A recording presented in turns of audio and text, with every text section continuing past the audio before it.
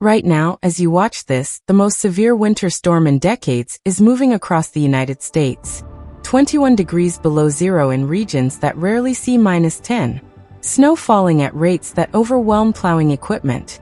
Highways completely shut down. Entire states in emergency declarations.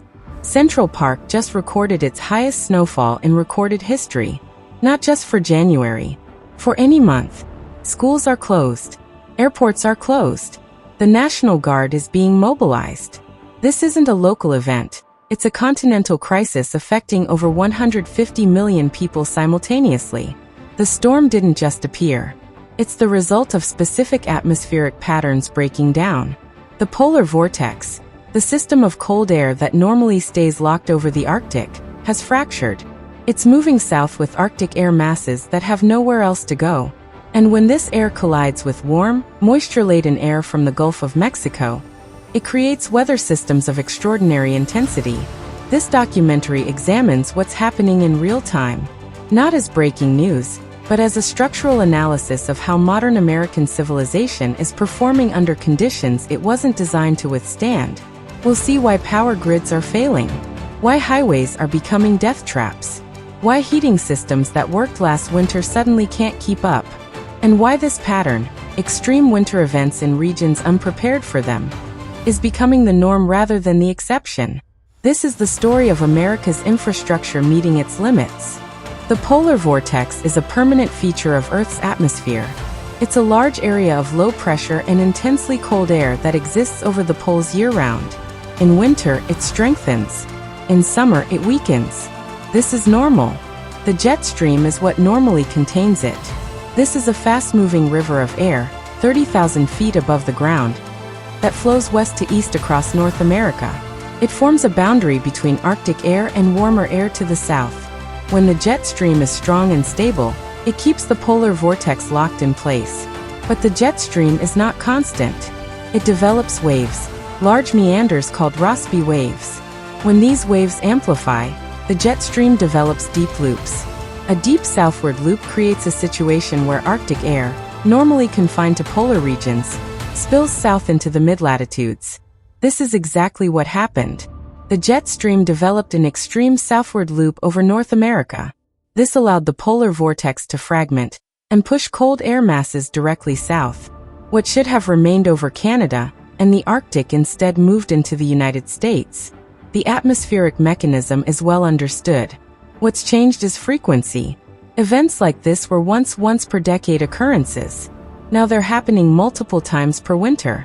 The jet stream is becoming increasingly unstable, creating opportunities for extreme meanders that bring Arctic air south.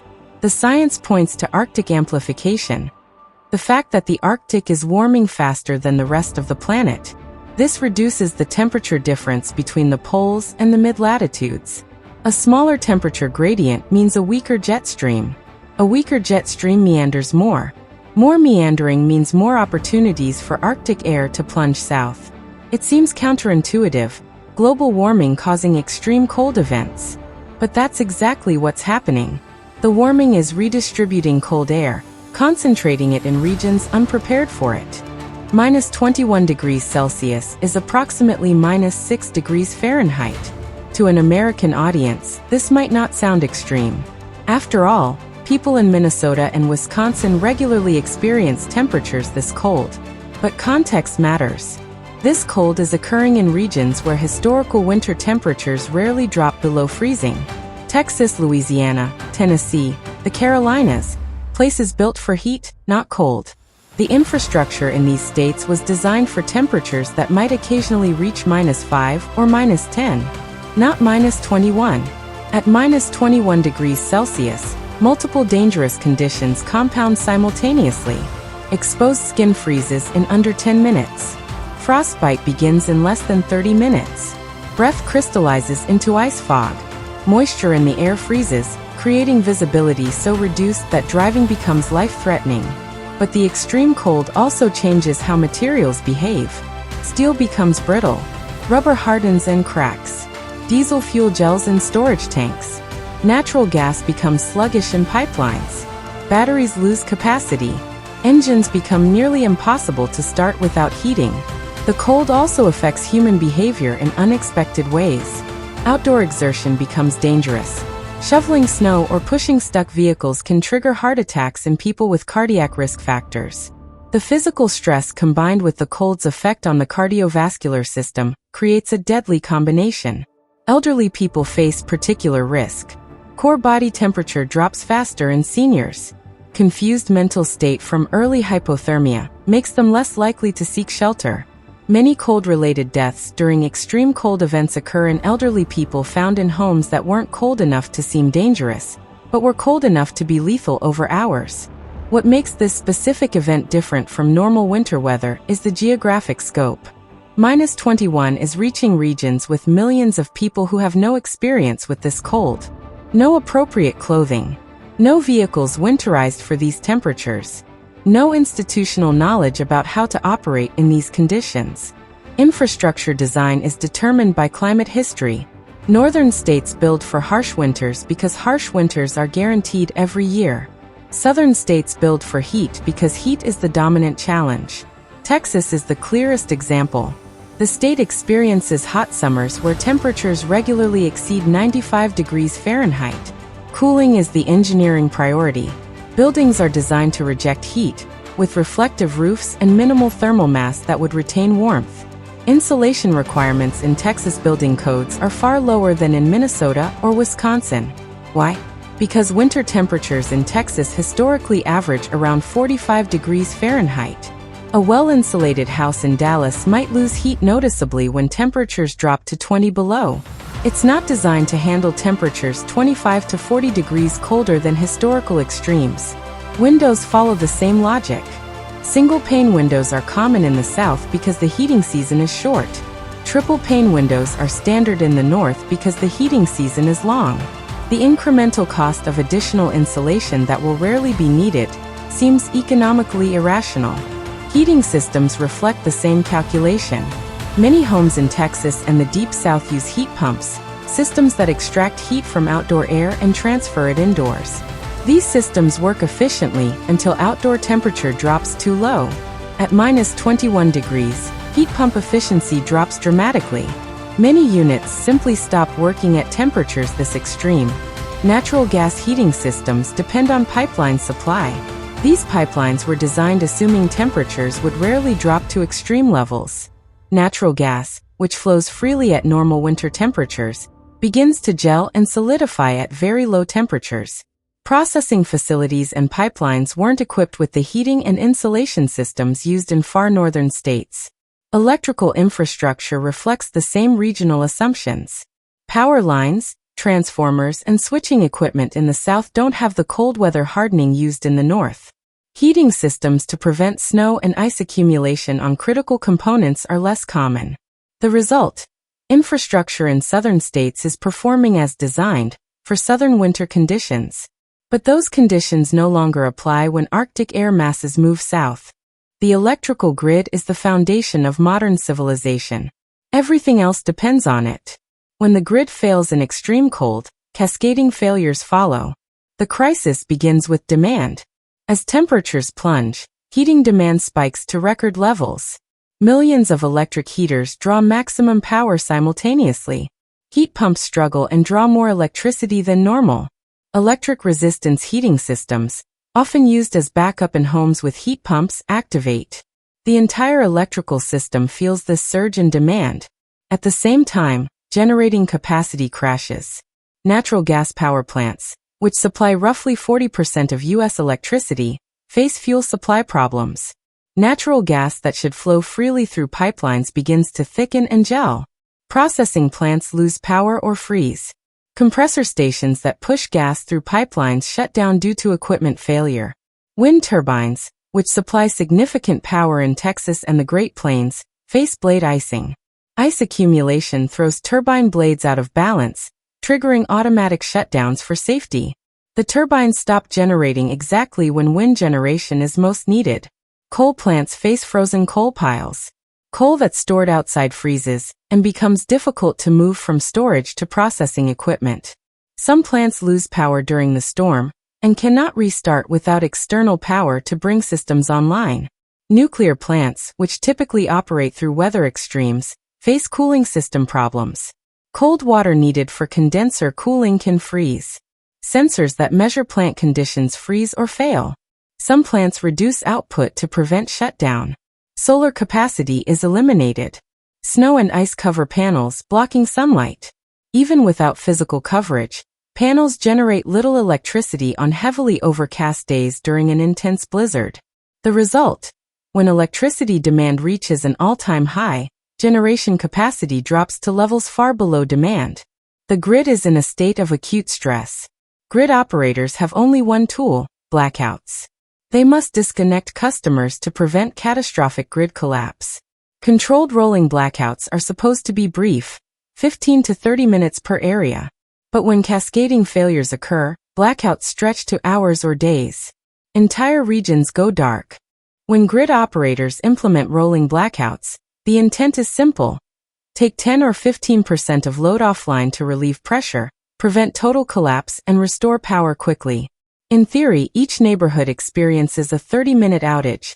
Then power returns while another neighborhood takes its turn. In practice, when equipment fails and automatic safety systems activate, the system behaves unpredictably. A transformer overloads and automatically disconnects. Load shifts to adjacent transformers. Those overload and fail. Suddenly, instead of a planned rolling blackout, entire regions go offline. When this happens, restart becomes complex. Power plants must be brought back online carefully. Load must be added incrementally. Too much load reintroduced too quickly can cause plants to fail again. The process requires coordination across multiple plants and substations, all controlled from command centers that may themselves be in affected areas without power. The cascading blackouts in this storm revealed the fragility of interconnected infrastructure. Each blackout triggered secondary failures that compounded the crisis. Water systems depend on power to pump. When electricity fails, water pressure drops. Within hours, water supply can become severely restricted. Hospitals, fire departments, and homes all need water. When it's unavailable, consequences cascade rapidly. Communication infrastructure depends on power. Cell towers have backup batteries, but these last hours, not days. As backup batteries drain, cell service fails. Landlines become disconnected. Internet goes down. Suddenly, the population has no way to learn if power is returning, no way to call for help, no way to contact family. Emergency services depend on communication and power. Ambulances become stuck on frozen roads. Fire trucks can't respond to calls. Police departments can't coordinate. The safety net that modern civilization provides through emergency response simply evaporates. Natural gas heating systems fail when electricity goes out. Many modern gas furnaces have electronic ignition that requires power. Without electricity, the furnace doesn't work, even though natural gas is available. Backup generators that are supposed to solve this problem often fail in extreme cold, because diesel fuel has gelled. As homes lose power and heating, interior temperature begins to drop. Water pipes, which run through walls, crawl spaces, and exterior walls, start to freeze. In southern states, pipes often run in locations that assume they'll never freeze. Pipes in exterior walls. Pipes in unheated crawl spaces. Pipes in attics. These locations made economic sense when extreme cold was rare. But at -21 degrees, water freezes in any exposed location. Once frozen, water expands with tremendous force. Copper pipes crack. PVC pipes split. The cracks remain frozen initially, so water simply stops flowing. But when temperatures moderate slightly, the ice melts and water under pressure, normally 60 to 80 pounds per square inch, sprays from the cracks. A single burst pipe can flood a house with thousands of gallons of water. The water damages floors, walls, electrical systems, furniture, and everything in its path. Water soaking into walls begins the process of mold growth within 24 to 48 hours. The scale of pipe failures overwhelmed repair services. Plumbers were unable to keep up with demand. Some stopped taking calls. Others worked 24-hour shifts, moving from one emergency to the next, never catching up with the queue. Homeowners faced impossible decisions. Do you have the money to repair a major pipe break? Do you have insurance that covers this? Can you even find a plumber willing to come out? How long will your home be uninhabitable while repairs are completed? The economic damage from water pipe failures often exceeds snow and wind damage in severe winter storms. A burst water pipe isn't a discrete event. It's the beginning of cascading damage that takes weeks to repair and costs thousands to remediate. But the immediate crisis was even more serious. When pipes burst in homes and municipal water systems, the infrastructure that supplies clean water to people begins failing. Water pressure drops. Treatment facilities designed for normal conditions become overwhelmed. Natural gas is essential to American heating and power generation. It flows through pipelines as a gas, normally at temperatures well above the point where it would liquefy or solidify. But at extreme cold temperatures, natural gas behavior changes. The freezing point of natural gas is far below any temperature experienced in normal winter weather. However, natural gas often contains moisture and heavier hydrocarbons that freeze at much warmer temperatures. When temperature drops to -21 degrees, these components begin to solidify in pipelines. The solidification happens gradually. Gas flow slows. Pressure increases as the pipeline resistance increases. Equipment designed for normal operating parameters begins to strain. Valves that normally operate smoothly become sluggish or fail. Processing facilities that prepare natural gas for pipeline transport use chilling and separation to remove heavier components. These facilities themselves depend on power and water to operate. When both fail due to the storm, processing capacity drops. The gas that does flow through pipelines becomes less processed, more likely to contain components that freeze at extreme cold. The combination of reduced processing capacity and colder temperatures created a squeeze. Processing plants lost power. Gas flow was interrupted. Plants that were still operating faced equipment failures. The result? Natural gas that's supposed to power electricity generation plants simply wasn't available, or it was available in quantities far below what power plants needed. The fuel supply that's supposed to enable dispatchable power generation, power that can be controlled and ramped up or down as needed, became unreliable. This forced power plants offline. They couldn't operate without fuel. The loss of generating capacity contributed directly to the blackout crisis. The cascading nature of the problem is clear. Extreme cold affects natural gas supply, which affects power generation, which affects electricity availability, which affects heating, which affects everything else. When power fails and heating systems stop working, the interior of a home becomes just another cold environment. The insulation that was designed to keep heat in also keeps cold out, but the flow is one way. Heat flows from the warm interior to the cold exterior. The rate of heat loss depends on the temperature difference and the quality of insulation. A well-insulated home in a temperate climate might lose 5 degrees Fahrenheit per hour when heating fails in normal cold. At -21 degrees, with a 90-degree difference between inside and outside, heat loss accelerates. Interior temperature can drop 10 to 15 degrees per hour. A home at a comfortable 70 degrees when power fails reaches freezing, 32 degrees, within 4 to 6 hours. After that, it continues dropping. By the time 12 hours have passed, interior temperature might be in the 30s or low 20s. At these temperatures, pipes begin to freeze. Water in toilets turns solid. Aquariums freeze. Exposed water anywhere in the home becomes ice. But the primary concern is staying alive. Core body temperature of humans must remain above 95 degrees Fahrenheit. Below that, severe hypothermia begins. Below 90 degrees, organ failure becomes likely. A person in a home cooling to 40 degrees can gradually lose core temperature, especially if they're very young, very old, or have compromised circulation. Multiple fatalities during extreme cold events occur in homes that seem safe, but where temperature simply drifted downward over hours while people slept or were unable to act. Emergency heating methods become dangerous. Space heaters plugged into battery backup systems drain batteries quickly. Grills brought indoors create carbon monoxide risk. Burning furniture or improper fuels releases toxic substances. People desperate for heat make desperate choices. For homes with natural gas heating, the situation is different but equally problematic. Natural gas is available. Pipelines are underground and insulated. but the furnaces themselves often have electronic ignition that requires electricity. Without power, the furnace won't ignite, even with gas supply available. Backup generators are supposed to solve this. A small generator can power a furnace and keep a house warm. But generators have cold weather limitations. Diesel fuel gels at extreme cold. Gasoline becomes sluggish. Getting a generator to start in -21-degree temperatures requires specific procedures, and often fails even then. Municipal water systems are designed for reliability, but they depend on continuous power and normal winter temperatures.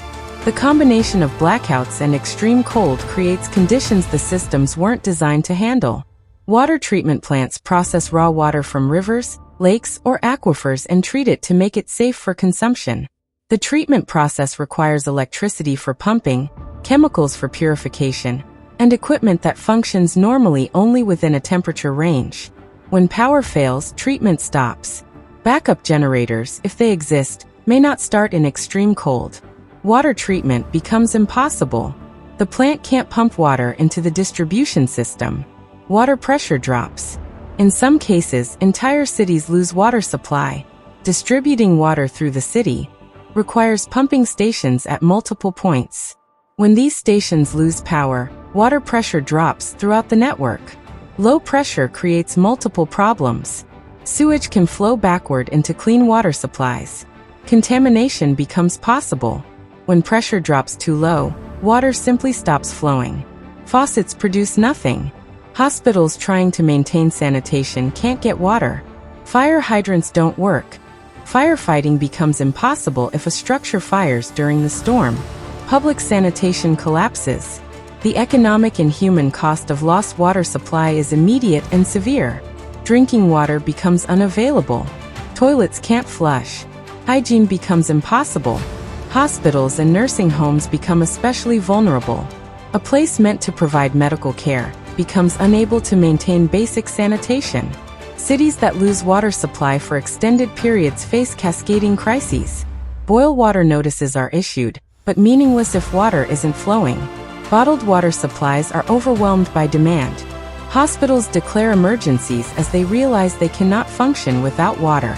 The recovery process for water systems involves finding and repairing thousands of broken pipes simultaneously.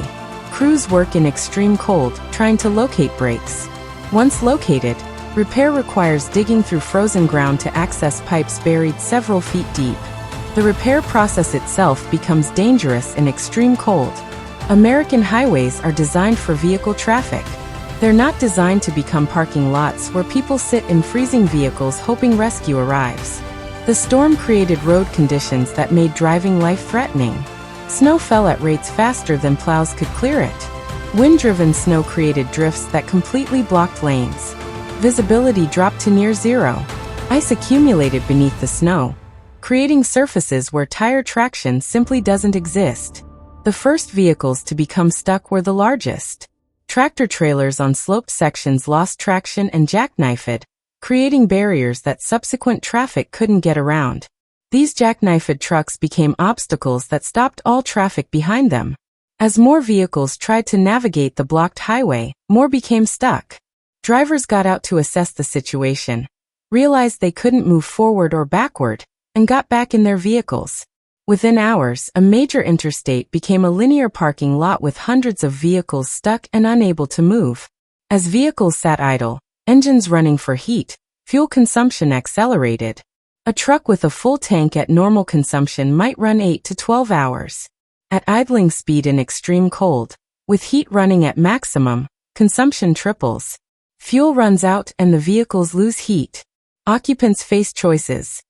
Stay in the vehicle and hope rescue arrives, or abandon it and try to walk in whiteout conditions where rescue might not find you. Some stayed with vehicles. Others attempted to walk to nearby homes or businesses. Several died attempting to reach safety. Emergency services couldn't reach stranded motorists. Ambulances became stuck. Fire trucks couldn't navigate blocked roads. Police couldn't patrol. The rescue system broke down exactly when it was most needed. Some stranded motorists spent 24 hours or more in vehicles. Some experienced hypothermia. Some developed psychological crises realizing they might not be rescued. The highway, which should have been a corridor for safe travel, became a place of danger where help couldn't reach you. Airports operate within strict weather parameters. Above certain wind speeds, visibility limits, or ice conditions, flight operations become unsafe and shut down. The storm created conditions that exceeded every airport's operating limits. Snow fell too fast to clear. Wind speeds were too high for safe takeoff and landing. Though icing equipment couldn't keep up with ice accumulation, airlines began canceling flights days before the storm hit hardest. Cancellation cascades across the national network. A flight canceled in New York affects connecting passengers in Chicago, Los Angeles, and Seattle. Within hours of the first cancellations, thousands of flights nationwide were canceled. Airports became crowded holding areas. Passengers stranded far from home tried to rebook on flights that were also canceled. Hotels filled completely. Some travelers slept in airport terminals, waiting for a flight that wouldn't depart for days. For freight operations, the disruption was equally severe. Air cargo that supplies hospitals, delivers perishable goods, and moves time-sensitive materials simply stopped flowing. The national supply chain has dependencies on air freight. When air freight stops, those dependencies break. The airport closures also affected emergency response. Helicopters couldn't fly in the extreme winds and poor visibility. Medical helicopters that transfer critical patients from rural hospitals to major trauma centers couldn't operate. Patients who needed emergency transport faced delays of hours or days until flights could resume. As closures stretched from hours to days, economic impact accelerated. Airlines burn fuel whether planes are flying or sitting. Hotel rooms are occupied but produce no revenue. Cargo that was supposed to reach customers on schedule becomes late, affecting supply chains and businesses. The scale of aviation shutdown across multiple states simultaneously was extraordinary. Hundreds of flights daily were canceled. Thousands of passengers were stranded. The modern expectation that air travel is available 24/7 proved naive when extreme weather says otherwise. Emergency services represent modern civilization's commitment to helping people in crisis. But emergency services depend on infrastructure. Vehicles that can operate in snow, roads that are passable, communication systems that work, power to operate dispatch centers. The storm disabled all of these. Fire departments received calls about structure fires, usually caused by desperate heating attempts. Fires that would normally be life-threatening because occupants were using grills, space heaters, or burning inappropriate materials indoors for heat. But fire trucks couldn't reach addresses. Roads were impassable. Even when crews could leave the station, responding to a fire across a blocked road became impossible. Fire departments essentially stopped responding to calls. They told dispatchers to tell callers there was no response available. Emergency medical services faced overwhelming demand. Heart attacks increased from the physical stress of shoveling snow. Hypothermia cases came in continuously. Carbon monoxide poisoning from improper heating. Injuries from falls on ice. Accidents on snow-blocked roads. Ambulances became overwhelmed. Ambulances that did try to respond became stuck. The vehicles designed for emergency transport through city streets were no match for extreme snow and ice on highways. Some ambulance crews abandoned their vehicles and attempted to help stranded motorists on foot, themselves at risk. Police departments faced a different crisis. They couldn't patrol neighborhoods. Communication systems were affected by power failures. Dispatch centers in some areas lost power. The institution designed to maintain order and respond to emergencies simply ceased functioning. For people experiencing genuine crises, medical emergencies, home fires, violence, the reality was that no help was coming. Calls to 911 resulted in being told no resources were available. People had to survive crises on their own, or with help from neighbors. This created profound psychological impact. The assumption that emergency services will respond is fundamental to modern life. Learning that assumption doesn't hold when extreme conditions occur created anxiety and trauma for many people. Hospitals are designed to provide medical care regardless of external conditions. They have backup power, water systems, and supplies. But they also have limits. and this storm pushed multiple hospitals past those limits.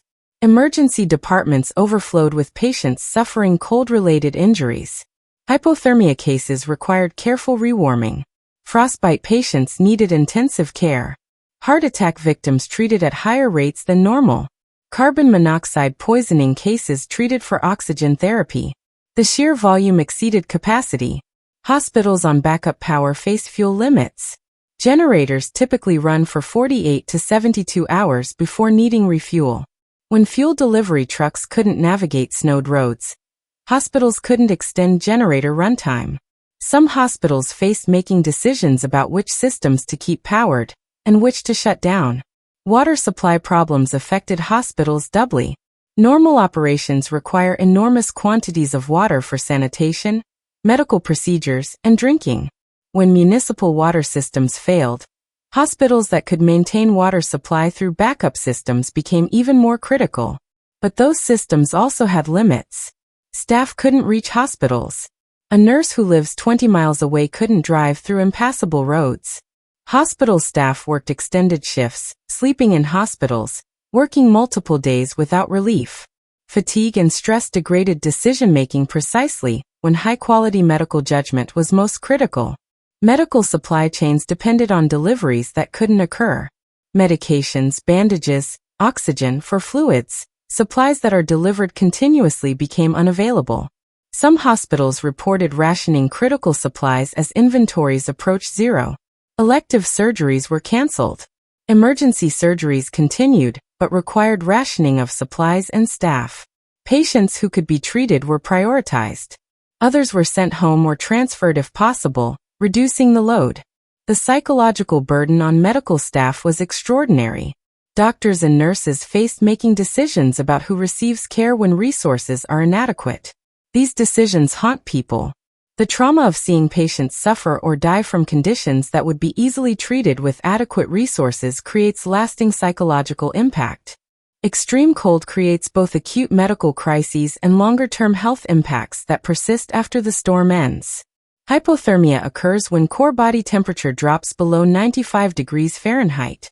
Initially, a person feels cold and shivering. As temperature drops further, confusion sets in. Eventually, consciousness fades.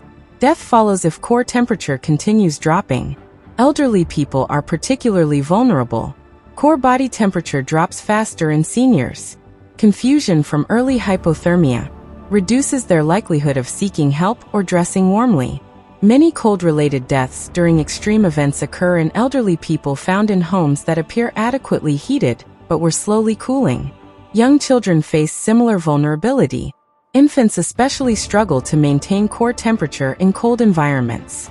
Families with infants without power or heat face life-threatening situations. Some deaths during this storm involve children who couldn't be kept warm. Frostbite damages tissue through freezing. In extreme cold, frostbite can occur on exposed skin in under 10 minutes. With wind chill factored in, frostbite risk accelerates. Many people developed frostbite requiring amputation of fingers, toes, or ears during the storm. The psychological impact was equally severe. People experienced trauma from fear of freezing, from being trapped in dangerous situations, from loss of control over their safety. Post-traumatic stress from the storm will persist for months or years. Those with pre-existing mental health conditions experienced exacerbations. Anxiety and panic disorders intensified. Those prone to depression experienced deepening dark moods during the extended darkness and danger. Mental health services couldn't respond due to system failures. Domestic violence increased during the crisis. Families trapped together in stressed, dangerous conditions with limited outside communication experienced elevated conflict. Some situations turned violent. Emergency services couldn't respond to domestic violence calls. Substance abuse and alcoholism showed increased episodes. People coping with trauma and stress through chemicals found themselves with increased use. Withdrawal from addiction became more dangerous in conditions without medical support. The mental health consequences of this storm will persist long after power is restored and roads are clear. The generation that experienced the worst of the crisis will carry memories of vulnerability, fear, and loss of control.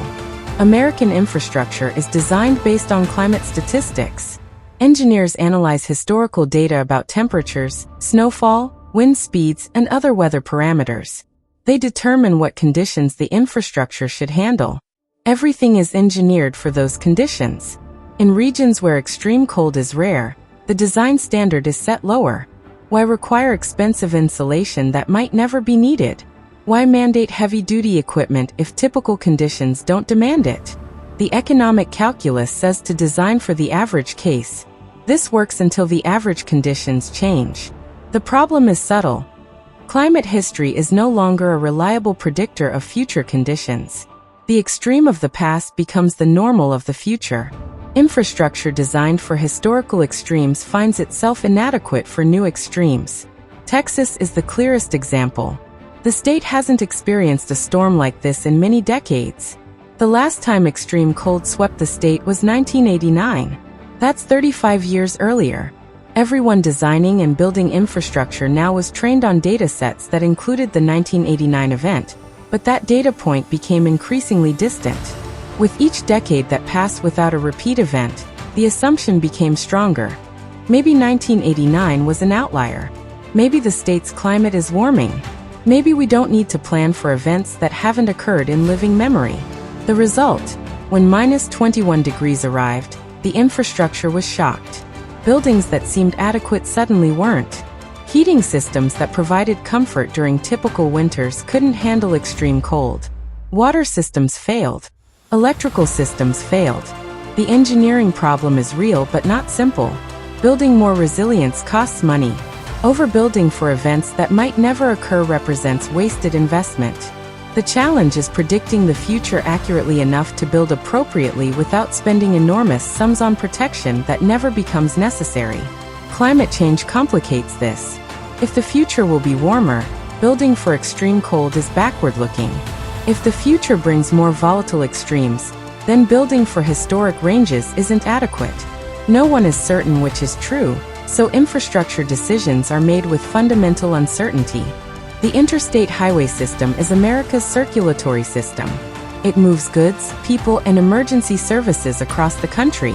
When it stops functioning, the entire nation's logistics grid breaks down. In normal conditions, highways have detailed weather plans. When snow is forecast, salt and sand are prepositioned. Plow trucks are fueled and crews are briefed.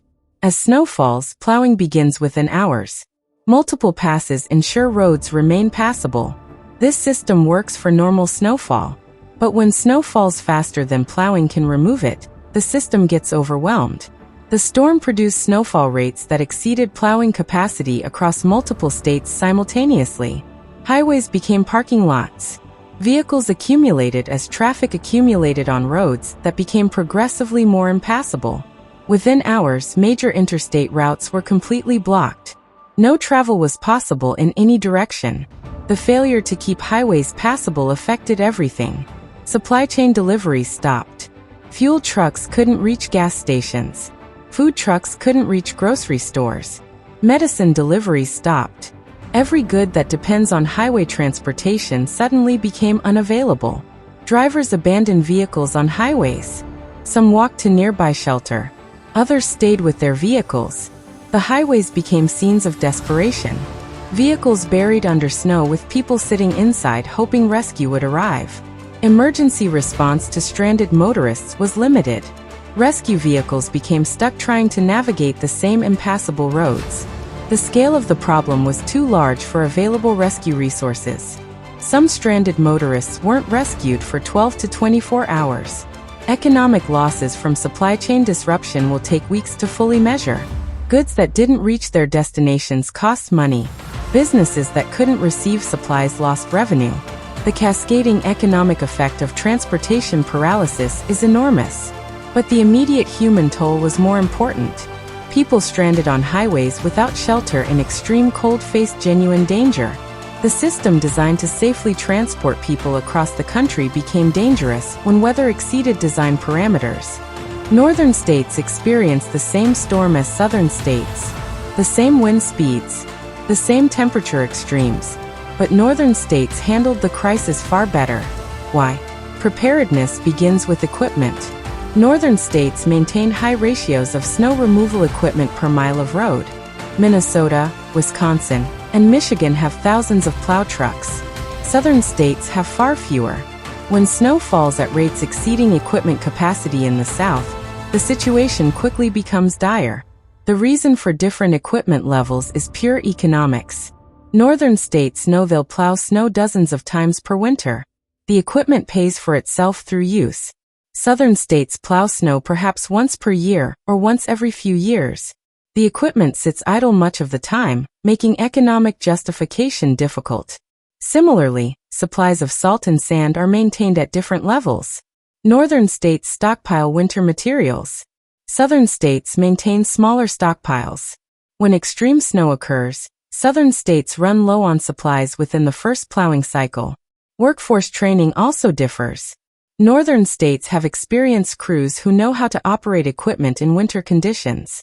Southern states have crews with minimal experience. The first major snow might be the first time a crew member has ever piloted a plow truck. The learning curve at scale creates problems. Building codes reflect climate expectations. Northern states mandate heavy insulation. Southern states require less. Northern states require deep buried utilities. Southern states allow shallower burial. When extreme cold arrives, southern infrastructure simply isn't designed for it. But there's also cultural adaptation. Northern states have emergency plans and supplies for winter. Families keep emergency kits. Vehicles have snow tires. Power companies prepare for outages. This cultural expectation permeates the region. Southern states didn't have that culture. Most people owned summer tires.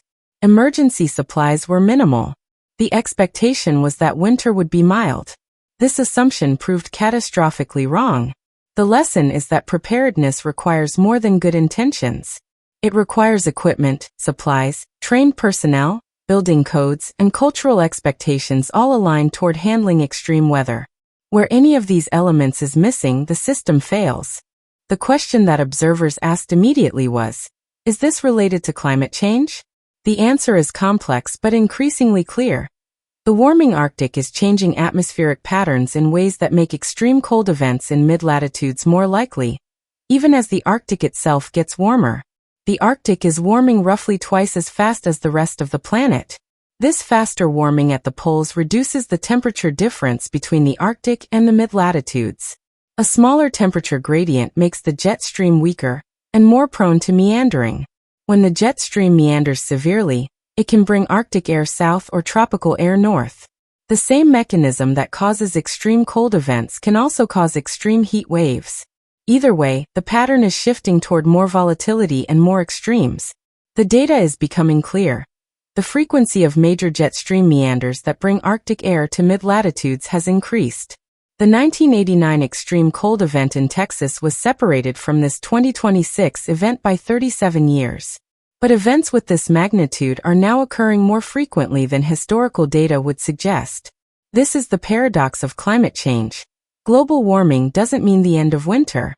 It means winter becomes more volatile. Cold snaps can be more severe because the atmosphere is more energetic. Heat waves can be more intense for the same reason. The mechanism is becoming better understood, but the practical implication is clear. Infrastructure designed for historical climate patterns will experience conditions outside those patterns with increasing frequency. The future will require adaptive approaches that can handle multiple scenarios rather than being optimized for one assumed climate. People don't simply give up when infrastructure fails. They adapt. They use every available resource to survive until conditions improve. Those who lost power and heat moved to interior rooms and closed off exterior spaces. Gathering in one room and closing doors concentrates body heat. This simple technique can maintain a room temperature above dangerous levels even without heating. Families burned wood in fireplaces, though not all homes had working fireplaces. Those without fireplaces used camping stoves carefully. Space heaters powered by battery systems or portable generators provided localized heat. Insulation was improvised. Heavy blankets covered windows. Plastic was taped over windows to reduce drafts. Towels blocked cracks at doors. Every method to reduce heat loss was employed. Food became an issue when refrigeration failed. Frozen food that couldn't be refrigerated had to be eaten or discarded. Some people moved perishable food outside into the extreme cold and effectively created an outdoor refrigerator. Food preservation that required refrigeration became impossible. Water came from melting snow or from stored supplies. The extreme cold created opportunities. Snow provided abundant water that just needed to be melted. Some people collected clean snow and melted it for drinking water and washing. Sanitation was the greatest challenge. Without water pressure, toilets couldn't flush. The alternative is extremely unpleasant but necessary. Some people moved to shelters where sanitation was available. Others dealt with extremely unpleasant conditions at home. Communication was nearly impossible when cell networks failed. Families separated by the storm couldn't contact each other. Some used ham radios or found other communication methods. Many simply accepted isolation until systems were restored. The psychological adaptation was perhaps most important. People accepted that this situation was temporary. Eventually, power would be restored. Eventually, conditions would improve.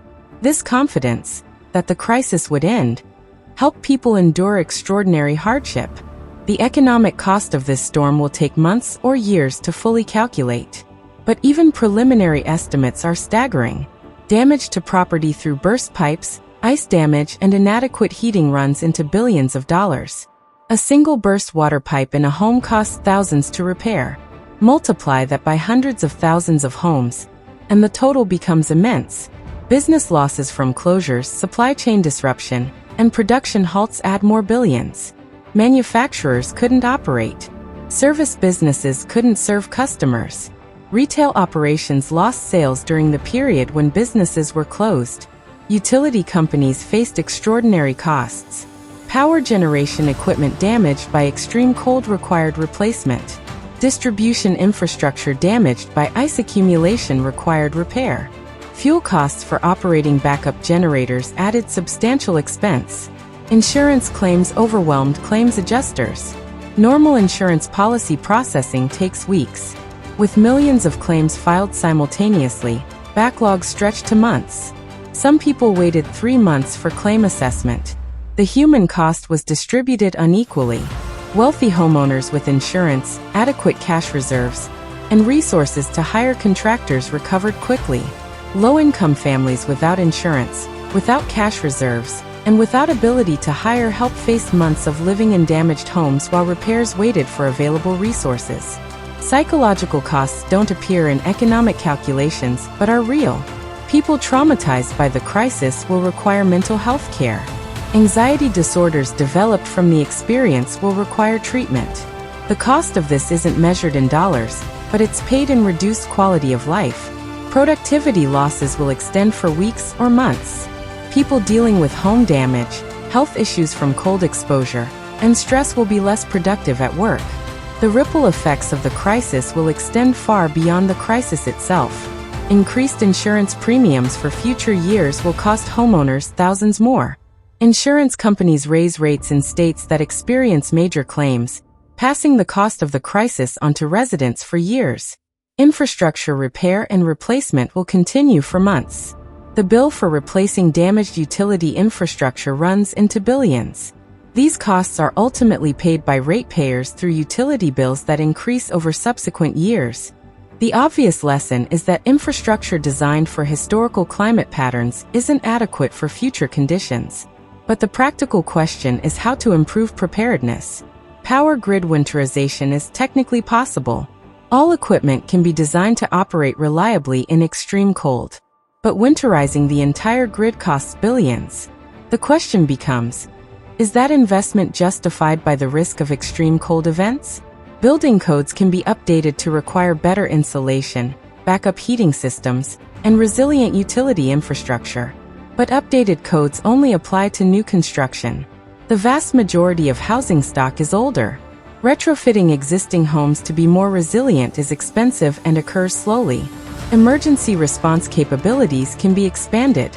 More emergency equipment, more trained personnel, and better coordination can improve response times. But all of this costs money and must be sustained even when emergencies don't occur. Supply chain resilience can be improved through diversification and redundancy. Currently, supply chains are optimized for efficiency. Improving resilience requires accepting less efficiency and higher costs in normal times. Energy diversification is important.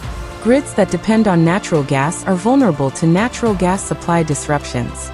Grids with diverse energy sources, renewables, nuclear, coal, gas, are more resilient. But transitioning energy sources is expensive and time-consuming. Water system redundancy can be improved. Multiple sources, multiple treatment plants, and interconnected systems provide resilience. But again, the cost of maintaining redundancy is higher than operating a single optimized system. The economic reality is that improving resilience costs money. Society must decide how much resilience is worth and pay for it. The question involves predicting future risks, assessing the probability of extreme events, and calculating acceptable costs. Some states and regions are beginning to make these investments. But the process is slow, expensive, and requires sustained commitment across decades. The infrastructure built today will operate for 50 to 100 years. Building it to handle future conditions requires investing in capabilities that might not be used for years. The fundamental lesson of this storm is that modern civilization depends on fragile infrastructure that can fail comprehensively when extreme conditions occur. We've built an extraordinary system that provides comfort, safety, and abundant resources. Electricity, clean water, heating, communication, transportation. All of these arrive continuously through systems that perform remarkably well under normal conditions. But that system has limits. When conditions exceed design parameters across multiple systems simultaneously, cascading failures occur. The failure of one system triggers failures in dependent systems. The electricity grid depends on fuel supply. The fuel supply depends on functioning transportation. Transportation depends on passable roads. Roads depend on snow removal equipment. Snow removal depends on fuel.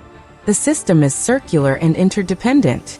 When extreme weather disrupts just one element, fuel supply or transportation or power generation, the entire system experiences stress. When multiple elements fail simultaneously, the system collapses. This storm exposed how narrow the margin for system stability is. If natural gas wells had been slightly less affected by cold, if power plants had maintained slightly higher output, if fewer wind turbines had iced up, if the temperature had been 2 degrees warmer, any small change might have prevented the cascading failures. This doesn't mean we should panic or abandon modern infrastructure. Modern infrastructure provides extraordinary benefits. But it does mean recognizing the fragility and understanding that systems designed for average conditions will fail when conditions become extreme. The American expectation that infrastructure will always work, that emergencies will always be managed, that comfort and safety are guaranteed. That expectation was shaken by this storm. The reality is that infrastructure is only as strong as its weakest link. And when extreme conditions test that link, failure is possible. The evidence is accumulating that climate patterns are changing in ways that make extreme weather events more likely, not less. The warming Arctic creates conditions where the jet stream becomes more prone to extreme meanders. This has been documented and modeled. The frequency of major meanders has increased noticeably in the past decade. This doesn't mean every winter will be extreme. Some winters will be relatively mild by comparison. But the range of outcomes is expanding. The odds of extreme cold events in unexpected places are increasing. For society, this means the assumption of climate stability that guided infrastructure planning is no longer valid. The future will not be like the past. Infrastructure design based on past climate patterns may be inadequate for future conditions. This creates planning challenges. How do you design infrastructure for a climate that's uncertain? How much do you invest in resilience for scenarios that might occur? The answer isn't obvious, and reasonable people disagree about the appropriate level of investment in extreme weather resilience. But the question is becoming increasingly urgent as extreme events occur with greater frequency. What's clear is that the approach of designing infrastructure based on historical climate patterns is becoming less reliable. Some adaptation to changing conditions is becoming necessary. The storm will pass. Roads will be cleared. Power will be restored. Water systems will be repaired. Within days or weeks, life will return to a semblance of normalcy. But the experience will remain. People who lived through the worst of it will remember. The trauma, the fear, the realization that infrastructure can fail comprehensively will persist. The infrastructure itself will be inspected and repaired. Some improvements will likely be made. Building codes might be updated. Equipment might be replaced with more cold weather resistant versions. The system will be slightly more resilient than before. But fundamental change will be slow. The economic incentives that led to underinvestment in resilience before the storm still exist. Investments in extreme weather resilience still require spending money on protection that might not be used for years. What will change is awareness. People who experienced the storm will demand better preparedness. Politicians will face pressure to improve infrastructure resilience. The implicit social contract that infrastructure will always work will be questioned. The storm is a preview of what will become more common. The ice age is not returning. Climate overall is warming. But the warming creates conditions for extreme volatility. Extreme cold events in unexpected places. Extreme heat waves in other locations. Extreme storms of various types. Infrastructure will need to adapt to this new reality. It's a challenge that will define the coming decades. How societies respond to this challenge, whether they invest in resilience, whether they adapt infrastructure and building practices, whether they take seriously the need to plan for extreme conditions, will determine how well positioned we are for the changing climate. The modern world creates an illusion of control. We've engineered systems that manage temperature, provide clean water, generate electricity, and transport people and goods across the continent. The success of these systems in normal times creates confidence that they'll continue working. This storm was a reminder that we don't control nature. We work within it. We design systems that function within certain parameters. When conditions exceed those parameters, the systems fail. This isn't a failure of engineering or effort. Engineers design systems for reasonable conditions based on available data. The systems work extremely well for those conditions. But nature is not reasonable. Nature is indifferent to human engineering. What's changing is that the conditions we designed for are becoming less likely to occur. The future will be different from the past. Not catastrophically different, but different enough that infrastructure designed for historical conditions may find itself overwhelmed. The challenge ahead is building infrastructure that's robust to future conditions that are uncertain. It's a difficult problem without obvious solutions, but it's the challenge that civilization must address. This storm, severe as it was, is not the worst that could happen, but it's a wake-up call that the systems we depend on are more fragile than we typically assume. What we do with that information, whether we use it to build more resilient infrastructure or simply wait for the next crisis, will determine what follows. The weather doesn't care about human civilization or its infrastructure. It will continue doing what it does regardless of our plans or expectations. Our job is to adapt our systems to work within the constraints nature imposes. This storm was nature imposing a constraint. How we respond will define the next era of infrastructure development.